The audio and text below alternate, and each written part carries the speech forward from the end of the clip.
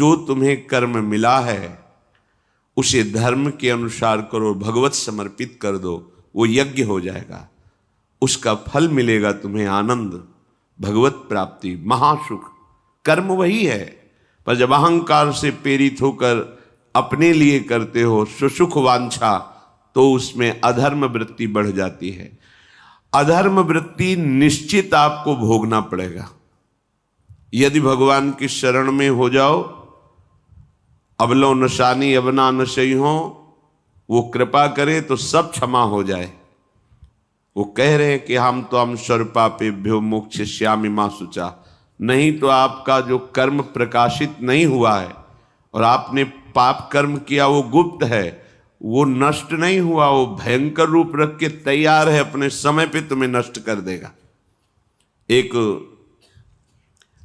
45-50 वर्ष की अवस्था के थे, अब उनको ज्ञान हुआ कि हमारे द्वारा बहुत अधर्म हुए हैं, अब सब छोड़ो, अब सत कार्यों में लगो। तो उनके सामने एक स्वर्णकार का मकान था। वो बहुत ही कपटपूर्ण व्यवहार करता था, भोले भाले लोगों को असली स्वर्ण लेकर के केवल स्वर्ण का लेप करके अलंकार बेचता। अगर कोई जानता तो कुछ राज कर्मचारियों को अपने ले दे के अधीन किए हुए था और उसको कुछ नहीं होता। तो जो राज कर्मचारी उसके रहस्य को जानते थे वो रात में ड्यूटी देते थे। उन लोगों ने सोचा कि इतना धन इसने इकट्ठा किया है, अगर हम इसको मार देते हैं और इसका स्वर्ण ले लेते हैं तो कोई रिपोर्ट करने वाला भी नहीं होगा और हम बहुत धनी हो जाएंगे। अधर्माचरण करने वाला कभी सुखी नहीं हो सकता। स्वर्णकार अधर्म आचरण कर रहा था तो उसके अधर्म आचरण में सम्मिलित होने वाले राज कर्मचारियों ने ही उसे मार दिया। उसका स्वर्ण ले लिया, धन ले लिया और उसे एक बॉक्स में बंद करके वो निकल ही रहे थे कि वो जो धर्म पे चलना ठाना था उन्होंने देख लिया। बाहर निकले, उनका ये क्या है, अब वो तो फंस गए क्योंकि बॉक्स में उसकी लाश थी और सब बैग झोला में स्वर्णाभूषण धन था। उन्होंने तुरंत उसको कहा, आवाज मत दीजिएगा, देखो हम तुम्हें हिस्सा दे देंगे, ये जो धन हमारे पास है इसको हम 3 हिस्से में बांट लेंगे और इसको हम नष्ट कर देते हैं, कोई जानेगा नहीं, हम राज कर्मचारी हैं, किसी तरह का फसाव नहीं होगा। उन्होंने कहा, ये मैं अधर्म का कार्य नहीं कर सकता, मैं तो अब हल्ला मचाऊंगा, सबको बुलाऊंगा और बताऊंगा कि तुमने इसकी हत्या की है और इसका धन अपहरण कर रहे थे।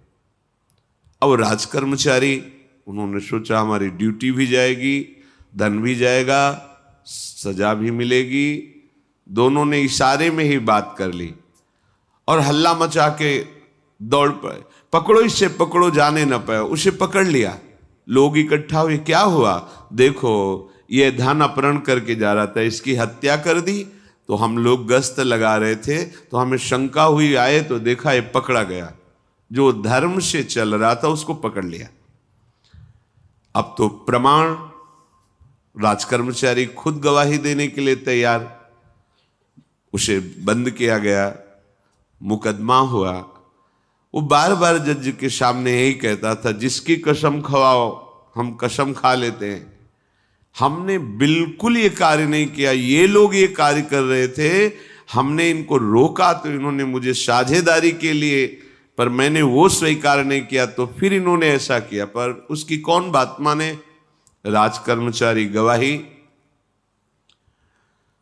मुकदमा लंबा खिंचा, उसे जेल में रखा गया। हर बार आके वो यही प्रार्थना करता, कई वर्ष तक चलता रहता मुकदमा, जेल का उसे बड़ा कष्ट भोगना पड़ता। वो विचार करता कि मैं अगर हिस्सा ले लेता तो बच जाता, लेकिन धर्म से चल रहा था तो देखो मुझे कष्ट भोगना पड़ा। मुझे लगता है भगवान के दरबार में न्याय नहीं है, धर्म रक्षा नहीं करता, ऐसा लगता है। एक दिन आया और रो करके यही बात कही जज के सामने कि मुझे लगता है भगवान नहीं है, क्योंकि मैं बार बार सत्य को साक्षी करके कहता हूं कि मैंने ये कर्म नहीं किया और मुझे दंड दिया जा रहा है, मुझे क्लेश दिया जा रहा है धर्म से चलने के कारण। अगर मैं सम्मिलित हो जाता तो मुझे तीसरा हिस्सा मिलता और बिल्कुल बात शांत होती। ये क्या धर्म है, कहां भगवान है? जज ने इस पर गौर किया। कई वर्ष वो जेल भोगता रहा, मुकदमा चलता रहा। तब जज ने गौर किया कि बार बार ये कहता है इसकी जांच की जाए, तो हत्याकांड होते ही रहते हैं। एक शव आया वहां, जज ने मंगवाया था, जो पोस्टमार्टम के लिए जाता, मंगवाया और कहा देखो इसका कोई नहीं है, अंतिम संस्कार के लिए अपने ही लोगों को जाना है। तो 2 कर्मचारी जो थे सरकारी, जो स्वर्ण चोरी में सम्मिलित थे, उनको और उसको कहा कि बस तुम थोड़ी देर नदी के किनारे बैठे रहना, हम और लोगों को लेकर के आते हैं। और एक आदमी को छुपा के बैठा लिया और राज कर्मचारी नदी के किनारे शव को लेकर बैठे। उसको देखा जिसको बहुत कष्ट दिया जा रहा था, सारा आरोप उसके ऊपर था, जो धर्म से चल रहा था। उसे कहा माना नहीं ना, अगर मान लेता तो तीसरा हिस्सा भी मिल जाता, बात वहीं खत्म हो जाती है। देखा, फंसा दिया, तेरे को आजीवन कारावास मिलेगा, कोई नहीं बचा सकता तेरे को। मेरी बात नहीं मानी, कह रहा था हल्ला मचाऊंगा, ऐसा वैसा, अब भोग। तो जज के द्वारा जो एकांत में बैठाला हुआ आदमी था, उसने पूरी बात सुनी। इसीलिए ये नाटक रचा गया था। तीनों को बुलाया और कहा तुम निर्दोष हो उस धर्मात्मा से। स्वयं इनकी आवाज से हमने सुना, ये कह रहे थे जो तुम बात कह रहे थे। तो उसने कहा कि ये तो ठीक है, अब निर्णय ठीक कर दिया, लेकिन अब कई वर्षों से मैं दंड भोग रहा था, ये कौन सा न्याय है? किस अपराध के कारण? मैं तो धर्म से चल रहा था, इसमें किंचन मात्र मेरा कोई अपराध नहीं था, फिर कई वर्ष से मैं सजा क्यों भोग रहा था? बार बार प्रताड़ना, नाना प्रकार के कष्ट क्यों भोगा मैं? जज ने कहा तुम हृदय को साक्षी करके बताओ, क्या कोई ऐसा अपराध किया है जिसका प्रकाश ना हुआ हो और तुम्हें दंड ना मिला हो? हम अब उसका कोई दंड थोड़ी तुम्हें देंगे, लेकिन तुम्हारे अंदर जो भगवान के प्रति आरोप है उसका निराकरण हो जाएगा। उसने कहा हाँ, यौवन अवस्था में मैंने किसी स्त्री को ऐसा ऐसा, और वो विरोध करने पर भी उसे मार दिया और आज तक बात कोई प्रकाशित नहीं हुई। तो बोले फिर भगवान को क्यों दोष देते हो? वो कर्म तुम्हारा दंड अगर मिल जाता तो नष्ट हो जाता, वो कर्म सुरक्षित है। उसी कर्म ने तुम्हें यहां अधर्म ना होने पर भी फंसाया और देखो तुम्हें भोगना पड़ा। तो निश्चित समझो, यदि आप अधर्म के द्वारा कोई भी सुख साधन करेंगे तो आप नष्ट होंगे। अधर्म के द्वारा आप धन आदि छीनना चाहेंगे तो आप नष्ट होंगे। अधर्म कर दिया है और उसका प्रायश्चित नहीं हुआ तो वो कर्म सुरक्षित है। ऐसी जगह फंसाएगा जहां 100% आपने कोई अपराध नहीं किया पर आपको उसका दंड भोगना पड़ेगा। फिर आपको लगेगा कि न्याय में अन्याय हो रहा है, कोई भगवान नहीं है। देखो मैंने बिल्कुल कसम खा के कहता हूं पाप नहीं किया, पर ये पाप का जो आरोप लगा वो पूर्व पाप आकर के तुम्हें दंडित कर रहा है। अब इस कर्म विधान को ये बहिर्मुख लोग क्या जानते हैं? तभी कहते हैं अरे कहां भगवान, कैसे भगवान? आज तुम धर्म से चल रहे हो, लेकिन कल तुमने जो कर्म किया तो तुम शरणागत होकर भजन के द्वारा उसको नष्ट नहीं किया ना, तो वो सुरक्षित है। अवश्य में भोक्तव्यम कृतम कर्म शुभाशुभम। इसलिए श्री भगवान आदेश कर रहे हैं यज्ञार्थात् कर्मणोन्यत्र लोकोयम कर्म बंधनहा तदर्थम कर्म कौन्ते मुक्त संगहा समाचर। मुक्त हो जाओगे, न काम तुम्हें अधीन कर पाएगा, न पाप अधीन कर पाएगा, परमानंद में डूब जाओगे। केवल प्रभु के लिए कर्म करो। ये अगरबत्ती, धूप बत्ती, आरती, पूजा, प्रभु को अपना नहीं माना तो ये थोड़ा शुभ कर्म बन गया, बस ये तुम्हारा प्रायश्चित नहीं होगा। जो तुमने अधर्माचरण के अगरबत्ती धूपबत्ती से खत्म होने वाले नहीं हैं, उनके लिए तुम्हें नाम जप करना पड़ेगा, नाम कीर्तन करना पड़ेगा। नाम कीर्तनम यस्य सर्व पाप प्रणाशनम, समस्त पापों का नाश करने में समर्थ है। राधा राधा राधा, कृष्ण कृष्ण कृष्ण, गोविंद गोविंद गोविंद। भगवन नाम, अगर भगवन नाम का आप निरंतर जप करने लगे तो आप स्वयं तर जाएंगे और लोगों को तार देंगे। मम भक्ति युक्तो भुवनम पुनात सतरति सतरति सा लोकान तारयति। जो भी कर्म कर रहे हो वो भगवान के लिए भावना करो, उस कर्म को भगवान को समर्पित करो, तो तुमसे पापाचरण नहीं होगा। जो पापाचरण हो गए हैं, 10 मिनट केवल बैठ करके अपने घर में ही ताली बजा के मंजीरा लेकर के, इसे नाटक मत समझो, आडंबर मत समझो। नहीं, जो आडंबर और नाटक किए हैं ना, वो जब अपना नाटक फैलाएंगे तो तुम उस नाटक से निकल नहीं पाओगे। माया का नाटक है। भगवान नाम कीर्तन, ये जो लोग कहते हैं ना कि भगवान तो हृदय में बैठे, दिखावे की क्या जरूरत है। अगर इतना बोध हो चुका है भगवान हृदय में बैठे, तब तो आप सिद्ध हो गए। केवल वाणी से बोल रहे हो, मन मानी आचरण कर रहे हो, दुर्गति को प्राप्त हो रहे हो, तो है ना सबके हृदय अछत अविकारी, पर सकल जीव जग दीन दुखारी। सबके हृदय में बैठा है, पर दुर्दशा रोक रहा है क्या वो? क्यों? क्योंकि तुम केवल बातों से कहते हो तो सबके हृदय में बैठा है। ऐसा अनुभव किया? अगर ऐसा अनुभव किया तो बेविचार किसके साथ करते हो, चोरी किसकी करते हो, हिंसा की, कपट किससे, द्वेष किससे? बस केवल बातों से बात नहीं बनती। ये कर्म बातों से नष्ट नहीं होता, इसके लिए अनुष्ठान करना होगा नाम का। चाहे जैसी परिस्थिति हो, चाहे जो हो, जैसे भी हो, तुम्हारा मंगल होगा। अहोबत स्वपचतो गरियान यज्जिभ्यागे वर्तते नाम तुभ्यम। वो नीच आचरण करने वाला, अभक्ष पदार्थ खाने वाला भी यदि भगवान नाम उच्चारण करता है तो परम पावन हो जाता। अहो, आश्चर्य की बात, बड़े बड़े प्रायश्चित जिसे पावन नहीं कर सकते, भगवान नाम उसे पावन कर देता है। जय शीत हरिवंश विचार के मनुज देह गुरु शरण गही, सकई तो सब पर पंच तज कृष्ण कृष्ण गोविंद कही। कृष्ण कृष्ण गोविंद क्या जाता है?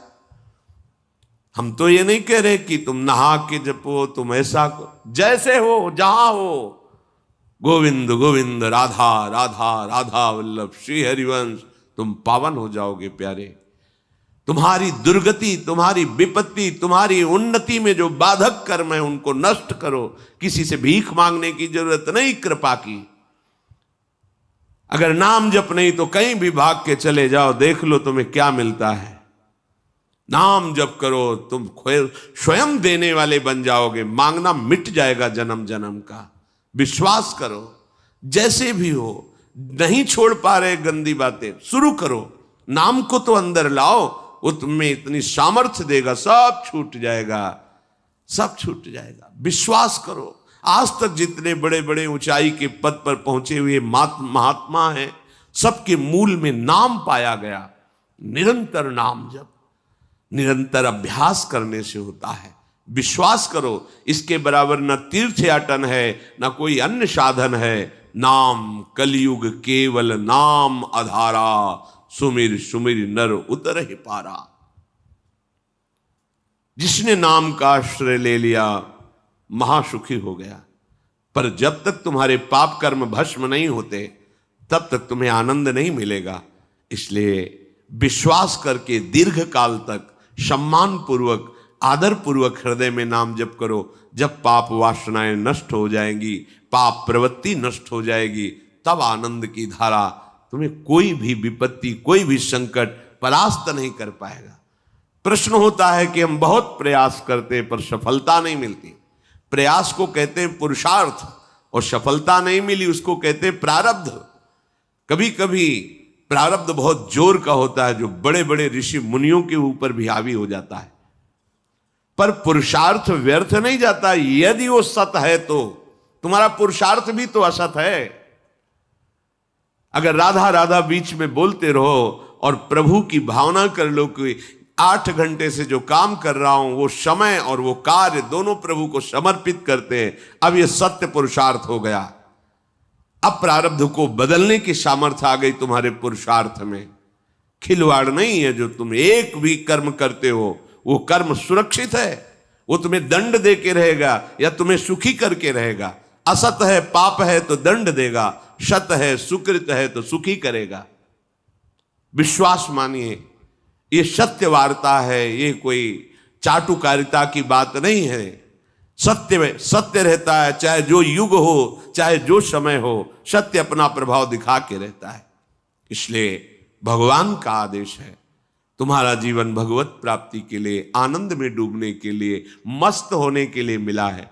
ये मस्ती नशा में नहीं है, ये मस्ती दूसरों के शरीर का मांस खाने में नहीं है, ये मस्ती दूसरों की हिंसा व्यभिचार इसमें नहीं है। मस्ती है स्वात्मानंद की, जब कोई चाह नहीं, कोई परवाह नहीं, मृत्यु भी एक खिलौना लगने लगे, उसे मस्ती कहते हैं। वो मस्ती आती है भगवान नाम जप से। शुद्ध ज्ञान का प्रकाश हुआ, मरने का भय खत्म हो गया, क्योंकि शरीर राग नष्ट हो गया। इसलिए सावधान होकर जो जहां जैसी भी परिस्थिति में हो, भगवान नाम सदैव अपने पास रखो। राधा राधा, कृष्ण कृष्ण, गोविंद गोविंद, देख लेना, निहाल हो जाओगे, निहाल हो जाओगे, मस्त हो जाओगे। हमारी बात मान लो, हमारी प्रार्थना मान लो, कुछ इसमें नहीं लगता है। इसमें न पैसा देने की बात कर रहे, ना कोई संयम नियम की बात कर रहे। जैसे बने, मन नहीं लगता, मत लगने दो, ये बड़ा दुष्ट है, ये लगता है हमें दुर्गति कराने के लिए। अगर इसकी हाँ में हाँ मिलाओगे तो ऐसे निंदनीय कर्म कराता है, घृणा होती है अपने मन से। देखो ना, झांक के देखो ना मन को, कभी ये तृप्त नहीं हुआ। वही गंदी बात, वही गंदा चिंतन, वही गंदे आचरण की प्रेरणा। इस दुष्ट को मित्र मानते हो, ऐसे मन को? जो हमारा खास दुश्मन है वो मन है, वासनाओं में फंसा हुआ, वासनाओं की प्रेरणा करने वाला दुश्मन मन है। इस मन को डंडे से मारो। डंडा है हरिनाम, जितना जपोगे मन उतना ही सावधान रहेगा। कृष्ण कृष्ण, गोविंद गोविंद गोविंद, निरंतर रटन करो, राधा राधा राधा। क्या जाता है? जिह्वा से नाम उच्चारण कर रहे, शरीर से अच्छे कर्म कर रहे हैं, विचार अपने आप पावन होने लगेंगे। विचार पावन हुआ तो महात्मा हो गया, चाहे वो गृहस्थ हो, चाहे वो विरक्त हो। तो ध्यान दीजिए, हमारे पुरुषार्थ को प्रबल करने वाला और प्रारब्ध को नष्ट करने वाला एक ही महान समर्थ है, भगवान नाम। इसके सामने कोई साधन बराबरी नहीं कर सकता। ये महामहिम नाम भगवान का है, भगवान को भी अधीन करने की सामर्थ्य रखता है। ये जो निकृष्ट भाव बैठा हुआ है, बेटी हुई उदास हो गए, लड़का हुआ थाली बजाओ, घंटा बजाओ, जिससे बहुत बड़ा, बिल्कुल ठीक नहीं है। ये बेटा होता किससे है? बेटी से ही होता है। तुम किससे हुए हो? किसी मां से हुए हो। वो क्या थी? किसी की बेटी ही थी। कैसी मूर्खता छा गई है, गर्भस्थ बेटी की कोई परवाह न करके उसको, ये क्या है? कितने राक्षस वृत्ति में आ गए हैं हमारी। राक्षस भी अपने बच्चों को नहीं खाते। कितनी राक्षसी बुद्धि। हम सुंदर दिखना चाहते हैं, समाज में सम्मान पाना चाहते हैं, और पाप कर्म कैसा? बेटी है गर्भ में, हत्या करा दो, नहीं चाहिए। बेटा कहां से पैदा होगा? वो किसी की बेटी से ही तो पैदा हो रहा है। कैसी मूढ़ता छा जाती है। वैसे भी शास्त्र में स्त्री हत्या करना बहुत बड़ा महापाप कहा गया है। फिर भ्रूण हत्या, गर्भ हत्या, गर्भस्थ शिशु की, उसमें भी कन्या, सर्वनाश। इसके बाद फिर रोते हैं, हमने कौन सा पाप किया, भगवान ने हमारा पुत्र छीन लिया। कौन सा पाप किया, भगवान ने ऐसा कर दिया। अरे अपने डायरी में तो लिखा करो कि तुमने कौन से पाप किए हैं। फिर जब परिणाम आवे तो सोचोगे तो लगेगा बहुत हल्के में निपाट रहे हैं भगवान, हमें तो बहुत कष्ट मिलना चाहिए। कैसी कैसी निर्दयता बैठ गई हो। हम मनुष्य कहलाते हैं, सदगृहस्थ कहलाते हैं, गर्व से चलते हैं। और गर्भस्थ शिशु की हत्या करते हैं। मान जाओ, ना सत्संग सुन रहे हो, ना शास्त्र स्वाध्याय कर रहे हो, इसलिए तुम्हें पता नहीं कि तुम कौन सा पाप कर रहे हो। ऐसे ये पाप, कुछ पाप ऐसे हैं जिनको वज्र की लीक कहा गया। वज्र की लीक में मिटाल नहीं सकते, तुम्हें भोगना पड़ेगा। जो गृहस्थ है और संतान नहीं है, उस जीवन को सार्थक करने के लिए अपने गृहस्थ जीवन का त्याग करो, तीर्थ धाम कहीं वास की व्यवस्था करो और दोनों मिलकर भजन करो, अपने शरीर को पूरा करो, तो जीवन सार्थक हो जाएगा। अगर गृहस्थ है, संतान है, पढ़ाओ लिखाओ, उसको उसी योग्य करो जैसे तुम्हारे माता पिता ने किया है, तो तुम उस ऋण से मुक्त हो जाओगे। और फिर भी भजन करो, भजन ही तुम्हें भगवान की प्राप्ति कराएगा। दूसरा, जो अपने धर्म से भ्रष्ट हो चुका है, उसका जीवन व्यर्थ है। आपका एक धर्म है, सबसे पहला धर्म है मनुष्य धर्म। मनुष्य का क्या कर्तव्य है? अपने प्राणों का भी बलिदान देकर दूसरे की रक्षा करना, और यहां अपने मन को सुख पहुंचाने के लिए दूसरे की हत्या कर देना। कैसा राक्षसी भाववृत्तियों में आ गया। देखो, अगर कोई माता बहन एकांत मिल जाए तो बस राक्षस जैसे टूट पड़ते हैं, ऐसे स्वभाव, मार दो, जला दो, काट दो। बड़ी दुर्गति होगी, देख लेना, यहां भी होगी। छुपा के भी कर लो, तब कर्म प्रकाशित होगा जब तुम अपराध नहीं करोगे। अपराध नहीं करोगे तब वो अपराध तुम्हें फंसाएगा और जीवन भर रुलाएगा। मरने के बाद नर्क मिलेगा। नर्क माने बड़ी जेल है, वो बड़ी जेल, ये छोटी जेल है। जैसे बड़े अपराधियों को बड़ी जेलों में भेजा जाता है, तो विश्व ब्रह्मांड की सबसे बड़ी जेल और वहां के सबसे बड़े जेलर यमराज, वहां दंड मिलता है। आप ऐसा ना सोचिए कि ये सब गप है। गांव में जैसे बात करे तो लगता है गप है, जब जेल हो आते हैं ना तो कहते हैं। एक गांव में मिले थे, कहा था कि अगर रोज 5 जूता कोई गांव में हमें मारे तो हम उसे सह लेंगे, लेकिन दोबारा जेल जाने वाला आचरण नहीं करेंगे। दिखा रहे थे कि देखो कैसे कैसे कष्ट वहां के कैदी भी मारते हैं जो बहुत पुराने हो गए हैं, वो हमको अनुशासन में रखते हैं। ऐसा ऐसा कितना कष्ट। अब वो गया ना तो भोगा, अब माया के कारण स्मृति नष्ट हो गई नहीं, सैकड़ों बार अपने भी भोग के आ रहे हैं नरक। दूसरे, उसका जीवन नष्ट है जो धर्म का त्याग कर चुका है। तुम पिता माता से प्रकट हुए, तुम्हारा धर्म है माता पिता की सेवा करना। वयोवृद्ध बेचारे माता पिता उठने बैठने में असमर्थ हैं, आप पैसे कमाने के लिए अपनी बहुली निकल गए, अब वो कष्ट भोग रहे हैं। ना उनको देखना है, ना उनकी व्यवस्था करना है। मरने दो तो ठीक है, तुम्हें जब परिणाम आएगा तब तुम भी तो बनोगे ना वृद्ध, तब तुम्हें पता चलेगा। अवश्य में भोक्तव्यम कृतम कर्म शुभाशु। होश में माता पिता सबसे पहले भगवान हैं, यदि आप गृहस्थ हैं तो।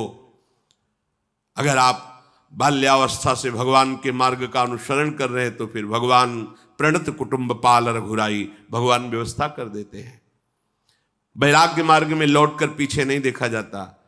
हमारे भगवान के अवतार मानेंगे महाप्रभु चैतन्य देव, नवयुति विष्णु प्रिया जी माता सची छोड़ के चल दिए। आद्य गुरु भगवान शंकराचार्य भगवान के अवतार मां केवल छोड़ के चल दिया।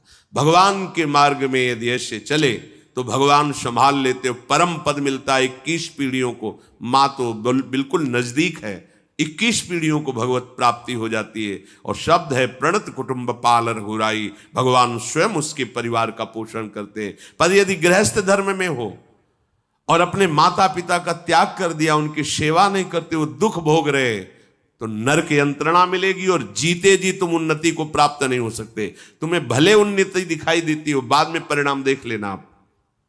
तीसरा, जो दूसरों के भोजन छीनने की चेष्टा में रहता है, कैसे इसका धन अपहरण कर लें, कैसी जमीन अपहरण कर लें, कैसे इसकी अव्यवस्था पैदा कर दें इसके जीवन में, जो केवल अपने ही सुख को देखता है उसकी दुर्गति होती है। तीसरा, उसका जीवन व्यर्थ है।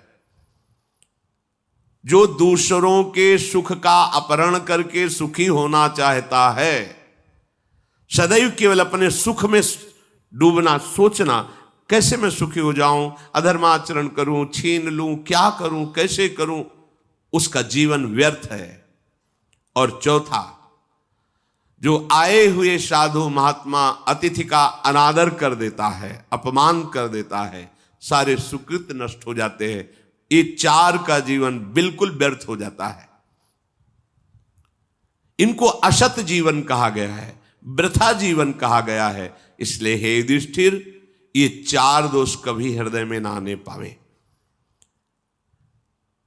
आरूढ़ पतिते दत्तो मन्यायोपहृतम चेयत व्यर्थम तु पतिते दानम ब्राह्मणे तस्करे तथा। बहुत ध्यान देने योग्य बात। जो वानप्रस्थ या विरक्त भाव संन्यास ले लेते हैं और कुछ वर्ष चलने के बाद मैं तो इस पे नहीं चल पाऊंगा लौट जाते, उन्हें घोर नरक की प्राप्ति होती है। कुछ भी कर लो, ये भारी अपराध तुम्हें नरक की प्राप्ति कराएगा। मार्कंडेय जी महाराज युधिष्ठिर को उपदेश कर रहे हैं। एक बार एक सन्यासी जी ने कहा था कि हमने गुरुजनों से सुना है कि यदि वचन से संकल्प ले ले कि बस अब कुछ महीने बाद हम सन्यास ले लेंगे और विरक्त होकर भगवान का भजन करेंगे, और यदि वो ऐसा नहीं करता तो उसे चंद्रायण व्रत रहना चाहिए, तब उस पाप से मुक्त होगा। चंद्रायण व्रत कहते हैं प्रतिपदा को 1 ग्रास, द्वितीया को 2 ग्रास और अमावस्या को 15 ग्रास, फिर नीचे घटाते चले जाओ 14, 13, 12, 11 ऐसे पूर्णिमा को पूर्ण 1 महीने से उपवास रहने से हम सन्यास लेंगे। इस बात के अपराध का उसको सन्यास लिया नहीं, केवल घोषणा कर दी थी। और जो सन्यास ले लिया या वानप्रस्थ, वानप्रस्थ कहते हैं पत्नी के सहित विरक्त होकर भजन करना। गृहस्थ में थे, अब निर्णय कर लिया कि अब आजीवन हम ब्रह्मचर्य रहेंगे और भगवान का भजन करेंगे, धाम तीर्थ वन आदि में रहकर वो जीवन में दोनों भजन करके भगवान की प्राप्ति में लगा, उन्हें वानप्रस्थ कहते हैं। सन्यास जो पूर्णतया वैराग्यवान होकर केवल भगवान के आश्रित जीवन। सन्यास मार्ग में माता पिता परिवार का दिया हुआ कुछ स्वीकार नहीं किया जाता, उनके द्वारा भरण पोषण नहीं स्वीकार किया जाता। अगर स्वीकार करता है अपने धर्म से भ्रष्ट हो जाता है। ये मनमानी आचरण, न शास्त्र स्वाध्याय है न सत्संग में श्रद्धा है। मनमानी आचरण से अध्यात्म मार्ग प्रकाशित नहीं होता। जिसने सन्यास ले लिया और वो फिर गृहस्थ में लौट जाता है, अब हमसे तो होने वाला नहीं, तो उसे आरूढ़ पतित कहते हैं। आरूढ़ पतिते दत्तो मन्यानयोपहृतम चयत, उसको दुर्गति प्राप्त होती है। इसलिए होश में ये मार्ग ऐसा नहीं अब हमारा मन नहीं लगता, अरे अहो भाग्य है कि तुम्हारे भाग्य से विषय भोग मिटा दिया भगवान ने, तुम्हें परमार्थ का मार्ग दे दिया। जिसको छोड़ना कठिन है भगवान ने उसे काट दिया, चलो मेरे मार्ग में चलो। हम मनमानी आचरण नहीं, बिल्कुल नहीं। यहां शास्त्र आदेश करता है, ऐसे नहीं होना चाहिए कि 4 दिन हुए कपड़ा उतार दिया, कपड़े बदल लिए, 5वें दिन फिर उसी पोशाक में। तो जानते हो इससे क्या होगा? जीवन भर कुछ कर लो, दुर्गति प्राप्त होगी। तस्मात् शास्त्रम प्रमाणम ते कार्य, ये कानून है। कानून में फंस गए तो सजा निश्चित होगी। ये भागवतिक कानून, जैसे एक राजकीय कानून है, तो ये भागवतिक त्रिभुवन का कानून है। त्रिभुवन में कहीं यही कानून काम करेगा। अलग अलग देश का कानून है, लेकिन ये त्रिभुवन का कानून है, विश्व का कानून है, ये भगवदीय कानून है। अगर इसमें फंस गए तो निकलना मुश्किल हो जाएगा। बहुत शास्त्र के अनुसार चलो। तो जो वानप्रस्थ या सन्यास लेकर के पुनः गृहस्थ धर्म से युक्त हो जाता है, उसकी दुर्गति निश्चित हो जाती है। आप तुम वो कर ही नहीं पाओगे। जैसे कहते हैं अब मंत्र ले लिया, आप क्या जाने की जरूरत है? मंत्र प्रकाशित ही नहीं होगा, जप ही नहीं पाओगे। लिख के देख लो, ये शब्द लिख लो, मंत्र नहीं प्रकाशित होगा, जप ही नहीं पाओगे। खिलवाड़ है परमार्थ चलना। एक एक अक्षर में अगर त्रुटि हो जाती है तो छाती जलेगी। कैसे गलती कैसे होगी? एक अक्षर भी अगर शास्त्र सम्मत इष्ट प्रेरित है, हृदय शीतल रहेगा, परमार्थ प्रकाशित रहेगा। ये मार्ग है। अब कौन शास्त्र स्वाध्याय करता है? कहां में सत्य चर्चा सुनने को मिलती है? भगवत कृपा है जो सुनने को मिल रही, इसको हृदय में धारण करो। जो जीवन हमें भगवान ने दिया है ये निंदनीय जीवन नहीं है, ये रोने वाला जीवन नहीं कि हाय हमें दूल्हा नहीं मिला, दुल्हन नहीं मिली, हाँ संसार के भोग नहीं मिले, परिवार बड़ी कृपा हुई, जिस दलदल से हम नहीं निकल सकते थे, नहीं निकल पाए अनंत जन्मों से, आज हमारी लाडली ने फूल जैसा मुझे अलग कर दिया। ये गृह कारज नाना जंजाला, तेति दुर्गम शैल विशाला, ये शर्म आवत अति कठिनाई, राम कृपा बिनु आए न जाई। भगवान ने तुम पर कृपा की, तुम्हें नाचना चाहिए कि रोना चाहिए?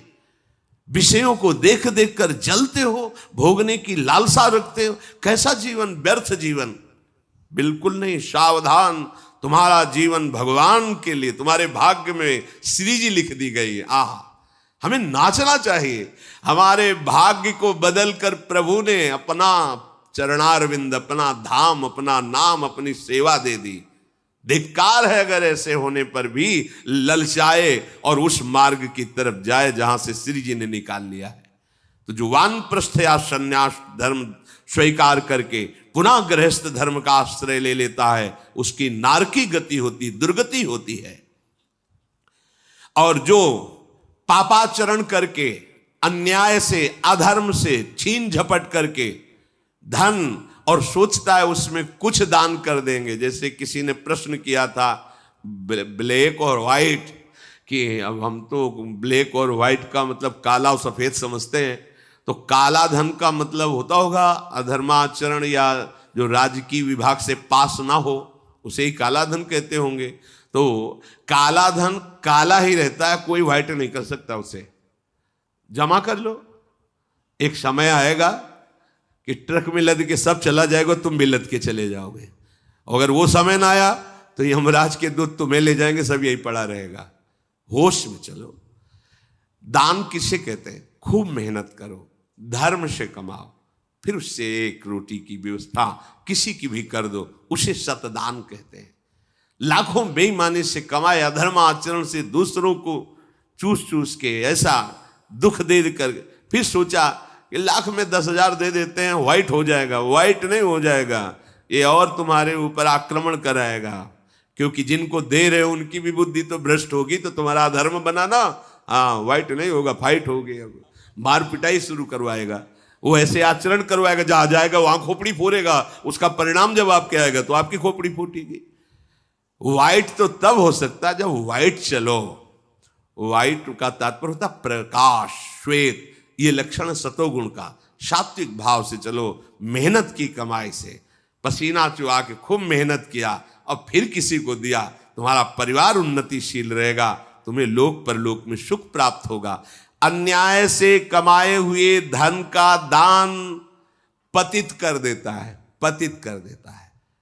अब इसमें एक उपाय है, मुझे पता नहीं था, प्रमादवश मेरे से गलती हो गई, कभी जीवन में गलती नहीं करूंगा, अब सुधार के लिए करो, हो जाएगा।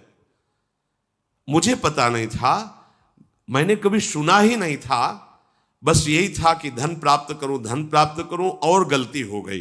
अब मुझे पता चला कि मैंने गलत किया है, तो आप अब लो नशानी, अब ना नशे करो, गौ सेवा, संत सेवा, ठाकुर सेवा, गलती आगे से नहीं करूंगा। ये एक सूत्र बहुत बड़े, अबलो नशानी अबना नशे, ये सबको पावन कर देता है, सब कुछ पावन कर देता है।